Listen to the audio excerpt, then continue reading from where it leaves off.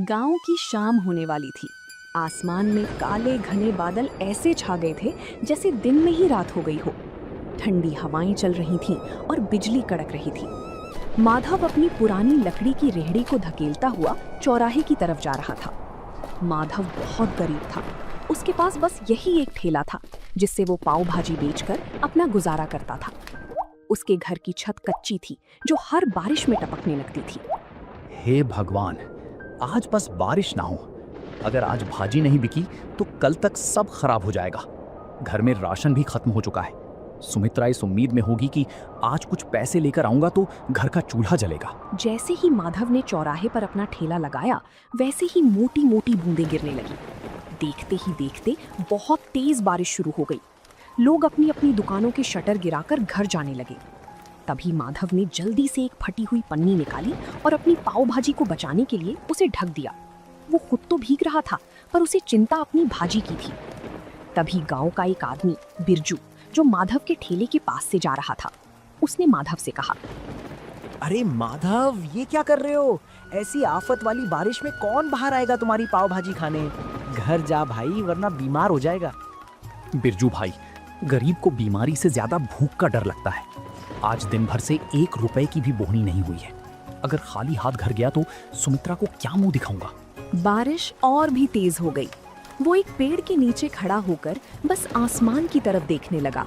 उसकी आंखों में आंसू थे और दिल में डर। रात के 8 बज गए थे। बारिश थोड़ी धीमी हुई थी लेकिन हर तरफ सन्नाटा था। माधव ने सोच लिया था कि आज का दिन उसके लिए खराब गया। अब घर लौट जाना चाहिए।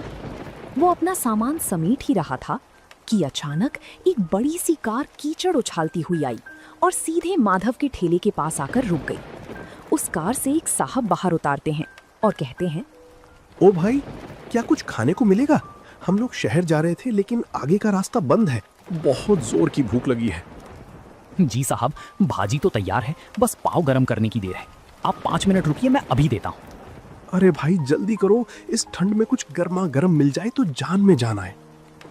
माधव के मुरझाए हुए चेहरे पर रौनक आ गई। उसने जल्दी से चूल्हा जलाया। मक्खन की खुशबू चारों तरफ फैल गई। उसने तवे पर भाजी को अच्छे से मैश किया और पाव को मक्खन लगाकर लाल होने तक सेंका। गर्मा गर्म धुआं निकलती पाव भाजी देखकर उन मुसाफिरों की भूख और बढ़ गई। जिसके बाद माधव गर्मा गर्म पाव भाजी की प्लेट सजाकर साहब को देता है। लीजिए साहब, गर्मा गर्म पाव भाजी खाइए। जिसके बाद साहब जैसे ही पाव भाजी का एक निवाला खाते हैं तो माधव से कहते हैं, वाह भाई, क्या स्वाद है। हमने शहर के बड़े होटलों में खाया है पर ऐसी चटपटी भाजी कहीं नहीं मिली। तुमने तो कमाल कर दिया। सच में यार, इस बारिश में इसका स्वाद दुगना हो गया है। भाई 2 प्लेट और लगाओ। माधव की मेहनत रंग लाई।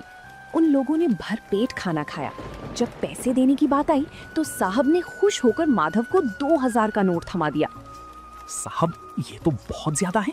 मेरे पास तो छुट्टी भी नहीं है। रख लो भाई, इस मुसीबत में तुमने हमें खाना खिलाया, ये उसके लिए छोटा सा इनाम है। खुश रहो। गाड़ी वहां से चली गई। तभी माधव ने उस नोट को अपने सिर से लगाया और भगवान का शुक्रिया किया। वो जल्दी जल्दी अपना ठेला लेकर घर की तरफ भागा। उसे लग रहा था जैसे आज वो दुनिया का सबसे अमीर आदमी है, पर उसे नहीं पता था कि गांव का ही एक लालची आदमी राजेश ये सब छिपकर देख रहा था और उसके मन में जलन पैदा हो रही थी।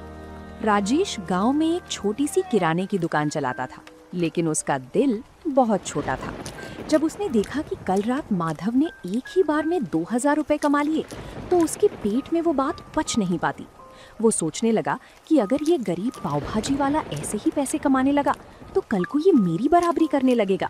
जिसके बाद उसने अपने चेले से कहा, देख रहा है कल्लू, कल तक जिसके पास नमक खरीदने के पैसे नहीं थे, आज उसके ठाठ देख।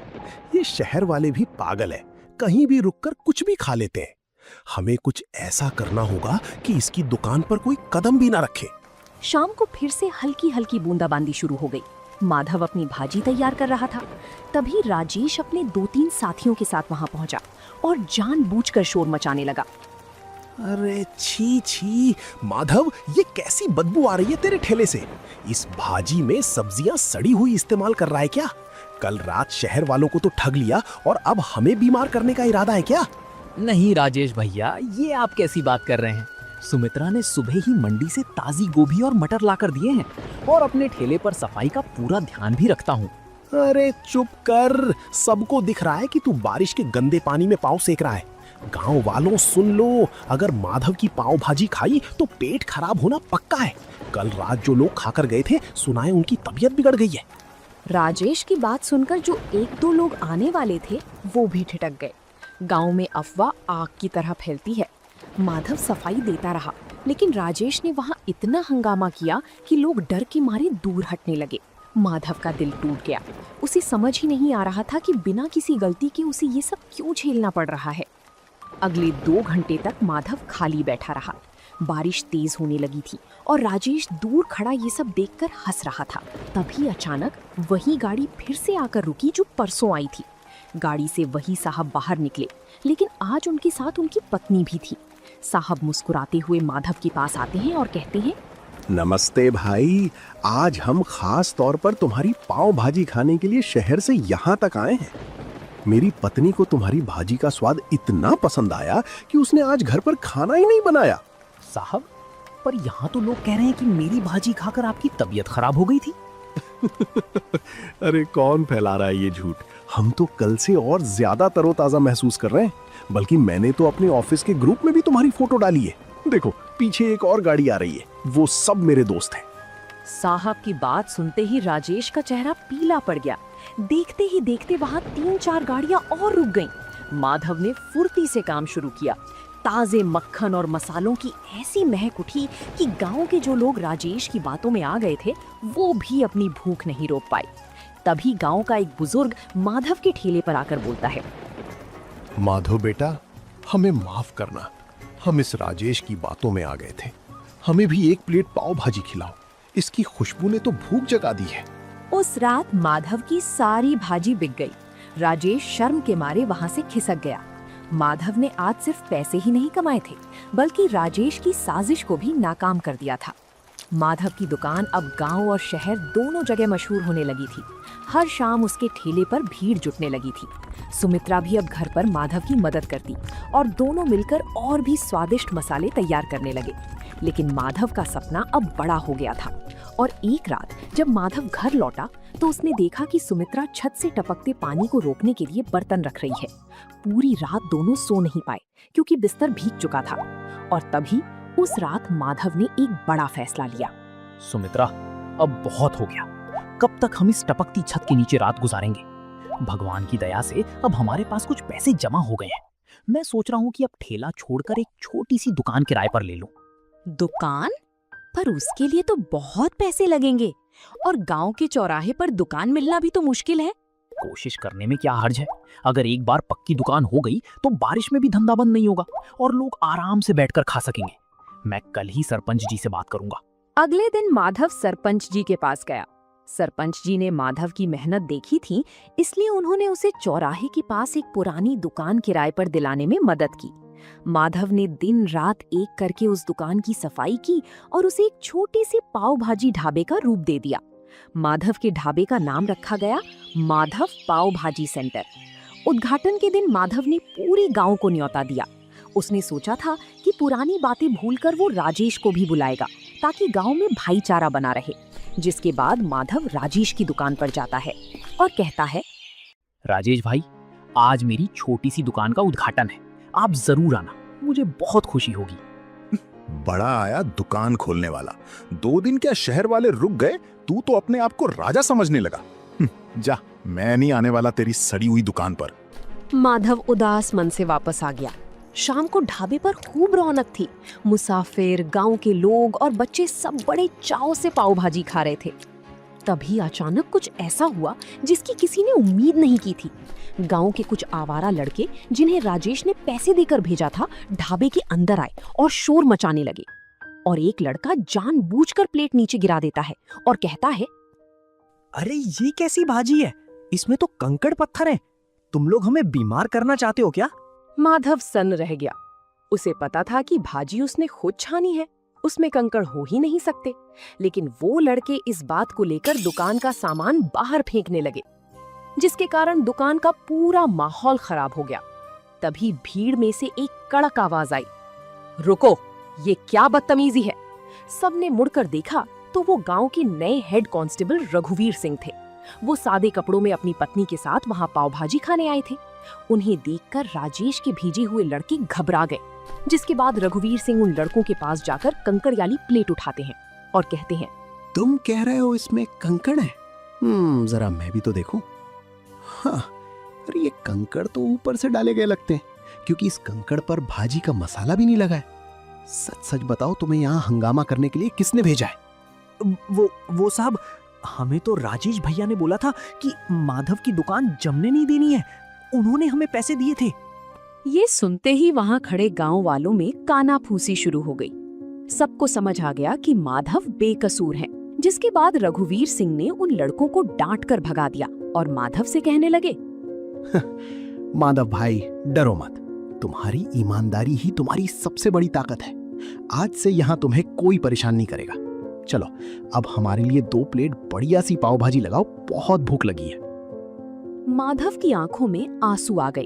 उसने हिम्मत जुटाई और फिर से काम शुरू किया। उस दिन के बाद गांव वालों का भरोसा माधव पर और भी ज्यादा बढ़ गया। माधव का काम अब दिन दुगुनी रात चौगुनी तरक्की कर रहा था। दूसरी तरफ राजेश की जलन कम होने का नाम नहीं ले रही थी। उसने सोचा कि अगर माधव पाव भाजी बेचकर अमीर हो सकता है तो मैं क्यों नहीं। उसने भी अपनी दुकान के बाहर पाव भाजी का बड़ा सा बोर्ड लगा दिया और तभी राजेश ने अपने चेले कल्लू से कहा, देख कल्लू, माधव ताजी सब्जियां और महंगा मक्खन डालता है, इसलिए उसे बचत कम होती है। हम क्या करेंगे, हम मंडी से सस्ती और थोड़ी बासी सब्जियां लाएंगे और मक्खन की जगह सस्ता डालडा घी इस्तेमाल करेंगे और स्वाद के लिए तेज मिर्च डाल देंगे। किसी को पता नहीं चलेगा। राजेश ने दुकान तो शुरू कर दी, लेकिन उसका इरादा सिर्फ पैसा कमाना था, सेवा करना नहीं। शुरुआत में कुछ लोग कम दाम के लालच में राजेश के पास गए, लेकिन 2 ही दिन में असर दिखने लगा और एक दिन गांव का एक आदमी पेट पकड़कर राजेश की दुकान पर आया और कहने लगा, अरे राजेश, ये क्या खिला दिया तुमने? कल रात तुम्हारी पाव भाजी खाई थी, तब से पूरे घर का पेट खराब हो गया है। डॉक्टर के यहाँ चक्कर लगाने पड़ रहे हैं। धीरे धीरे राजेश की पोल खुलने लगी। जो लोग सस्ते के चक्कर में राजेश के यहाँ पाव भाजी खाने गए थे, उनकी तबीयत खराब हो गई थी। गांव के पंचायत में राजेश की शिकायत पहुंच गई। सरपंच जी ने राजेश पर भारी जुर्माना लगाया और उसकी दुकान कुछ दिनों के लिए बंद करवा दी। राजेश को लालच की बहुत बड़ी सजा मिली थी। राजेश की दुकान बंद हो गई और पूरे गांव में उसकी बदनामी हो गई। दूसरी तरफ माधव ने अपनी मेहनत से न केवल गांव वालों का दिल जीता, बल्कि अब दूर दूर से लोग उसकी पाव भाजी का स्वाद चखने आने लगे थे। लेकिन माधव का दिल आज भी उतना ही साफ था जितना पहले दिन था। माधव का छोटा सा ढाबा अब छोटा पड़ने लगा था। शहर के एक बड़े अखबार में माधव की कहानी छपी कि कैसे एक गरीब पाव भाजी वाले ने अपनी ईमानदारी से अपनी किस्मत बदली। इस खबर के बाद शहर के एक बड़े बिजनेसमैन माधव के पास आए।